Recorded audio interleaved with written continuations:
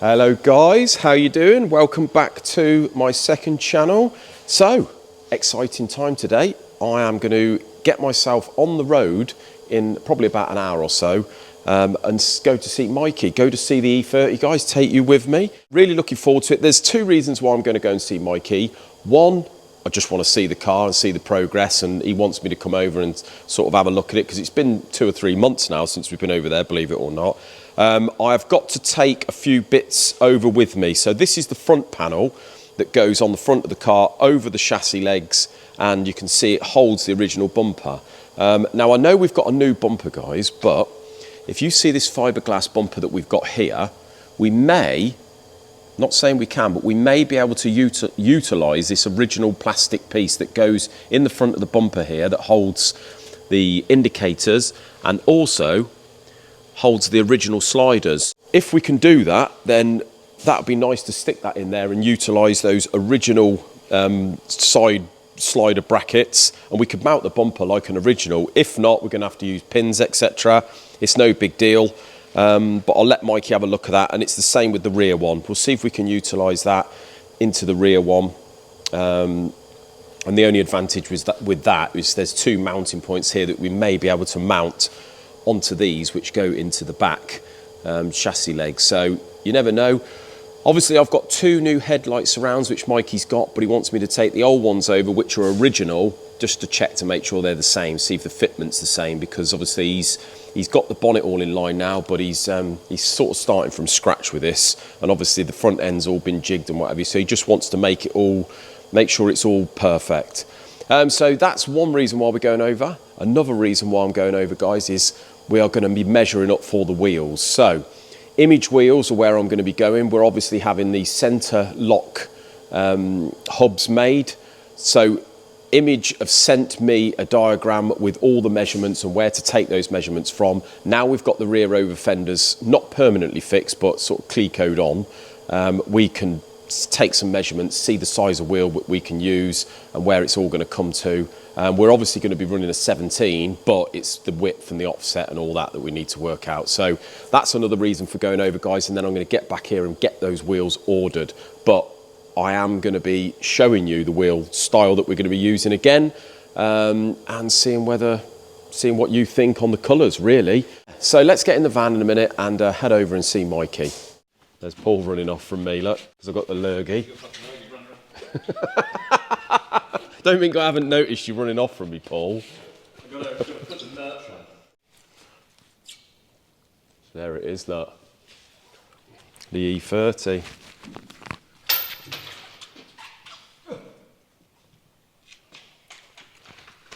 Lovely jubbly.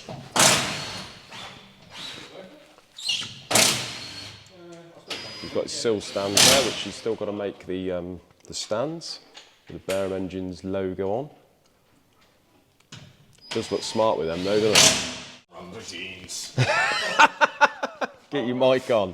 What you got there? Oh, he's got his merch on, look. You've got to get the merch Let's get on. that in there. Oh, spicy, darling. They're the boys. They are the boys. Don't run off, Paul. So there we go then, mate. Run us through what you've done here. Where would you like me to start? I've got a list as long as my arm. Get a few videos. Yeah. Keep it Right, in. edit. Right, can we bring makeup in here? We've got this. We've got the You don't need it. We've got the YouTube money. We've got the YouTube money going on. We've got the stylist. We've got makeup. This is how it goes. Close to me there, Paul. So what we've done here then, mate, we've got the yes. You've got fiberglass inner outer arch. Yeah, so you've got the fiberglass outer arch with your clecos. I don't think that's the make. That's it. So they just temporarily hold it on. Yeah, just to keep the actual place right, rather than pot root it and having to pull them back off again, because as some of you may know, this is being bonded on.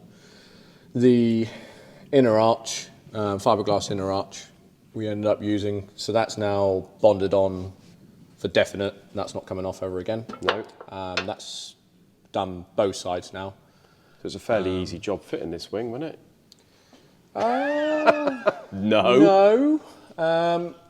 It's a little bit annoying. Some places it's very, very tight, like here, and here is very, very tight on the inner arch, but there is a couple of little gaps up there, but Fortunately, it's always going to be a little bit of a compromise. Yeah, that's it. Yeah. We've got the sill stands in and the outer sills on now, so that's all cool. So the back there is where you've cut those. Cut all this out.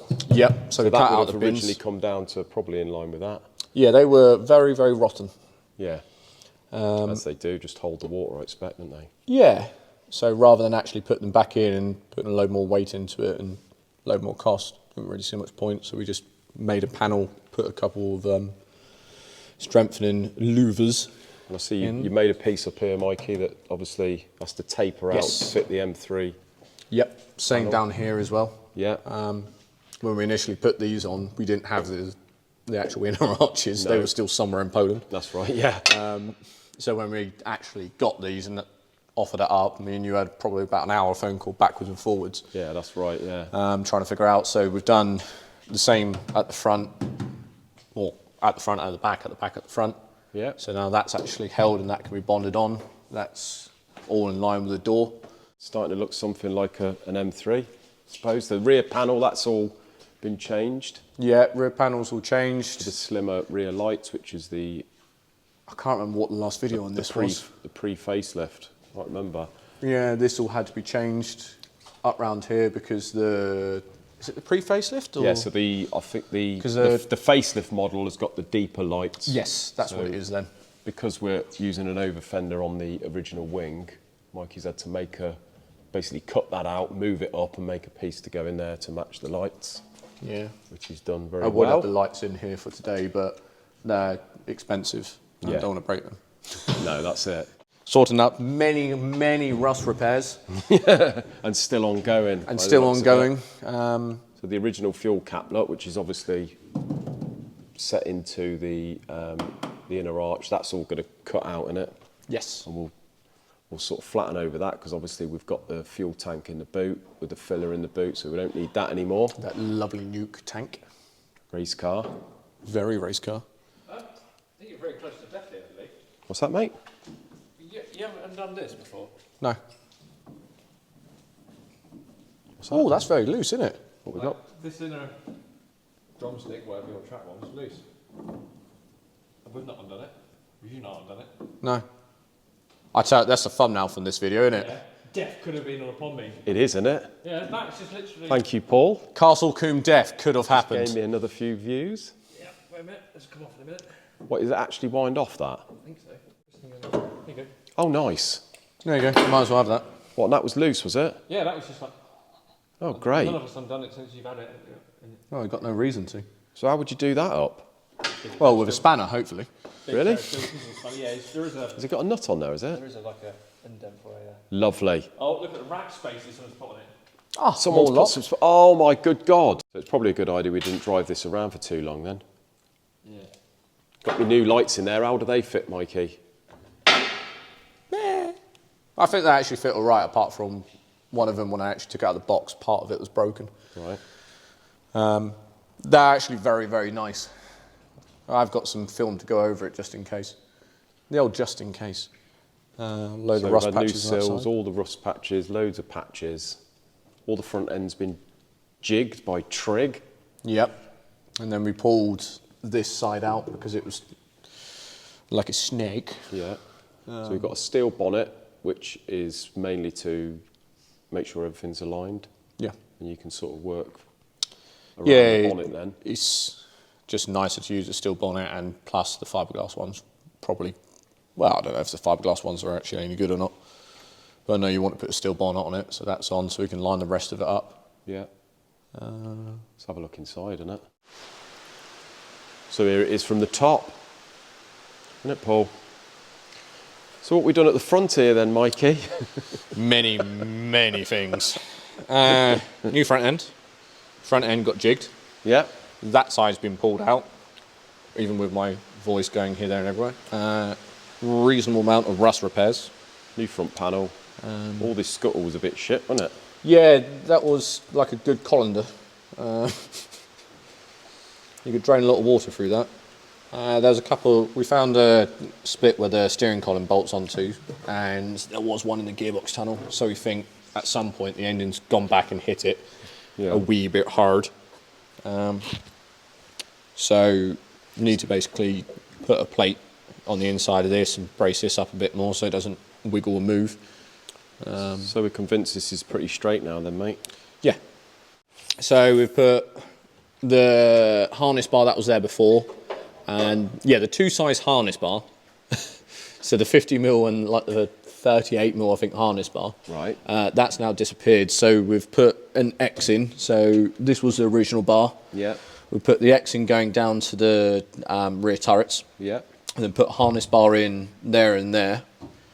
We've then put these two bars in, that ties in the B pillar to there as well. Okay. And then going down to the transmission tunnel. And because I didn't particularly fancy grinding out welds on a roll cage and then going over them, mainly because you're then putting twice as much heat into a piece of metal that probably shouldn't have as much heat as that. Yeah. We merely just put gussets in the actual ball bars as well. Make it look a bit prettier. Look at prettier. We put gussets from the A pillar to the shell just to tie it in a little bit better. It's mainly Looks a bit more race car, doesn't it? Yeah, it's More than anything. the cage wasn't massively tight. Like you can still get your hand in through there, so it just ties it in. But it's more of a aesthetics thing rather than this is going to give you a racing edge. Yeah. Because we're going fuel cell as well, we've capped the old holes for the pump. And oh Christ, what's So that? the old tank goes underneath there originally. Yeah, There's old nothing tank under goes there underneath now. there. There's nothing underneath there, so we basically plated those up. And the new plastic tank that we got is going to go in the spare wheel well. Yep. We sorted out a load of rust in that corner, That was the bit that was bothering me before. That looked horrendous. so now it doesn't look as horrible. No. It's very nice now. This corner is a work in progress. Yeah. So But you get in there, mate. yeah, Looks very, very nice. Well, I swear there's loads more that I've actually done. Oh you yeah, have we done put lots new. more. Do we put new inner seals on it? See the fiberglass there, straight through. Yeah. I've got panels made that go in there to cover that. So it all looks very racy. And you can see where that ties onto that part, and then we put a little tab going up just to Yeah, tie so the you inner see- arch in again. See down there, he's made a triangular piece to sort of go and match down there that matches the over fender, something to bond to. So we've got sort of 3-4 inches all the way round to bond to underneath here. So there'll be a strip of the existing rear quarter that goes all the way down here that you bond that over fender to. And then obviously when the painter gets it, he's going to blend all this in and should look a little bit like the original-ish. Yeah. But no, really happy, mate. Looks absolutely brilliant. Yeah, it's come out cool. Or it's coming out cool, shall we say. So there we go. Happy days. So I got some stuff in me. Why is it always shit weather here? Well, it's the UK, mate. It is South Molton as well. It's South Molton, it's the UK. It is up here. Is always every time I come here, it's like this, isn't it? Yeah. Oh, look. So the front. Look at that. A pair of doves. A pair of bloody doves. So on the front wing here, this is obviously fiberglass that come with a kit. And fiberglass being a lot thicker than the original steel and even carbon fibre. Mikey's done his best to get as good a fit as you can, and you can see that looks pretty good to me. So it's a compromise really with fiberglass. Obviously where it fits over the top, it's probably 3 or 4 mil thick as opposed to the original 1 mil, but looks pretty good to me, mate. Done a good job there. Thank you. It's very annoying because there's a good amount of hours just trying to get this wing to fit roughly wide. Oh yeah. So there you go, guys. The E30, the Progress. Just want to say a massive thank you to Mikey and Paul for both your hard work, and yeah, really looking forward to seeing more progress. As a few of you stated, don't rush the man. I mean, Mikey has really had the car since the summer, so he's done extremely well, really progressing as he has. But yeah, I'm really excited, guys. The next step will be to go over there with the the new discs and calipers, just so we can measure up properly once the front suspension's on, to measure up for those wheels. We did do the back, but we may as well just wait till the discs are on. I didn't realise that the shocks weren't on the front. So yeah, until the next update, guys, we will see you soon. Take it easy. Cheers, guys.